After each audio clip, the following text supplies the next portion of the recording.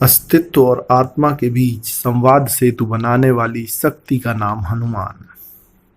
अस्तित्व और आत्मा के बीच संवाद सेतु बनाने वाली शक्ति का नाम हनुमान। हनुमान बड़े प्रिय हो गए, सर्वश्रेष्ठ हो गए। उसके पीछे वजह यही रही कि हनुमान उस शक्ति का नाम है जो आत्मा और परमात्मा के बीच संवाद सेतु बने।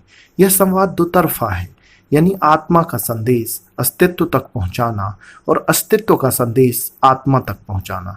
यानी पृथ्वी पर जब भी किसी की प्रभु में लगन लगी तो हनुमान अनिवार्यता बन जाते हैं। मन रूपी समुद्र को पार करके हनुमान ही जा सकते हैं और सीता रूपी आत्मा के दुखों की खबर राम को दे सकते हैं। हनुमान संदेशवाहक की भूमिका में हैं। जानने वाले उनसे याचना करते हैं कि वह प्रभु को उनका संदेश दे दें कि वे उनसे अलग होकर कितने दुखी हैं। विरह अग्नि जितनी तेज होगी, पुकार जितनी करुण होगी, मिलन उतना ही तेजी से होगा।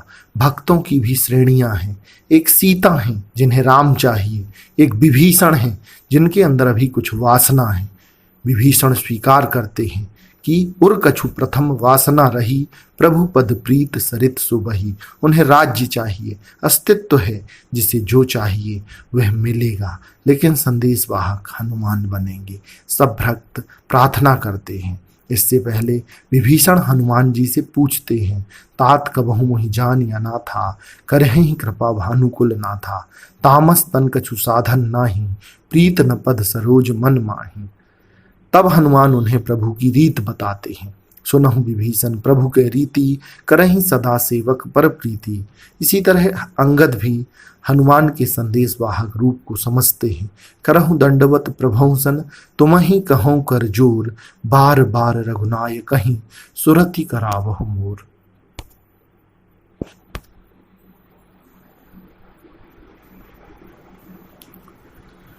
मतलब साफ है कि हनुमान पर आत्माओं की खबर जो वास्तविक रूप से उस अस्तित्व से मिलना चाहती हैं, उनकी खबर परमात्मा तक पहुंचाने की जिम्मेदारी है। इस देश ने परमात्मा पर सबसे अधिक शोध किए हैं। परमात्मा प्रकृति है, अस्तित्व है जो हमें चारों तरफ दिखता है। हम इसी अस्तित्व, इसी संपूर्ण का हिस्सा हैं। इसलिए हमारी तृप्ति कोई रावण रूपी अहंकार नहीं कर सकता। इसलिए आत्मा रूपी सीता शरीर की अशोक वाटिका में कैद तड़पती रहती है अपने राम से मिलन के लिए।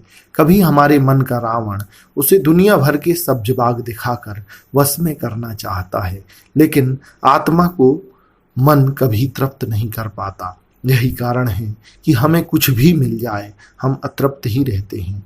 आज भी जब कोई आंतरिक यात्रा में निकलता है तो उसे हनुमान की शक्ति और जांवंत के विवेक की आवश्यकता होती है।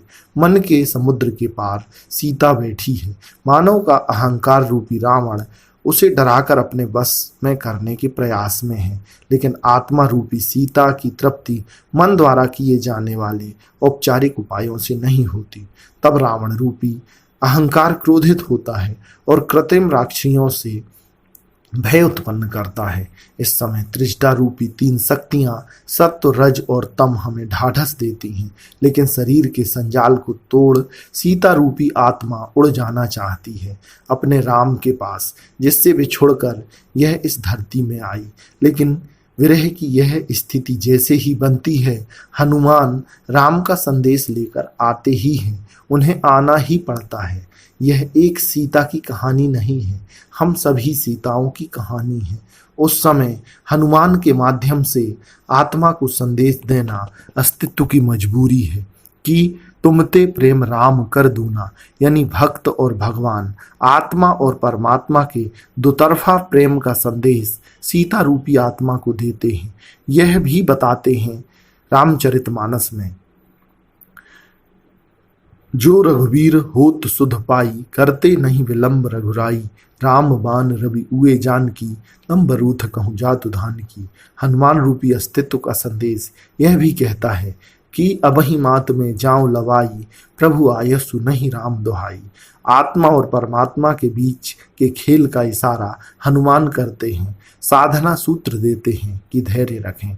कछुक दिवस जननी धरि धीरा, कपिन सहित अइहै रघुबीरा। इसका उद्देश्य क्या है? निश्चर मार तो ही ले जई हैं, तिहपुर नार दादी जस गई हैं। यानी दूसरी आत्माओं के परमात्मा से मिलन के लिए यह गाथा सहायक होगी। हनुमान की भूमिका आत्मा और परमात्मा के बीच संदेशवाहक मानी गई है। अस्तित्व के पास जितने स्पष्ट और सार्थक शब्दों में हम संदेश भेजेंगे, प्रभु से मिलन उतना ही आसान होगा। जब हनुमान चलते हैं तो सीता कहती हैं, कहाहु तात अस मोर प्रनामा, सब प्रकार प्रभु पूरन कामा। दीन दयाल बिरद संभारी, हरहु नाथ मम संकट भारी। तात सक्र सुत कथा सुनायहु, बान प्रताप प्रभु समझायहु। तो ही देख शीतल भई छाती, पुनि मोह सोई दिन सोई राती। यह संदेश लेकर हनुमान राम के पास चलते हैं। राम के पास जो संदेश देते हैं कितना स्पष्ट है। सीता के अति विपत्ति विशाला, बिनहि कहे भल दीन दयाला। निमिष निमिष करुणा निधि, जाहि कलप समबीत। बेग चलिए प्रभु आनिए, भुज बल खल दल जीत। जब स्पष्ट संदेश प्रभु के पास पहुंचता है तो अस्तित्व का आदेश होता है, अब विलंब के ही कारण कीजिए, तुरंत कपिन कहूँ आयुष दीजिए। और लंका विजय की आत्मा और परमात्मा से मिलन की यात्रा शुरू हो जाती है।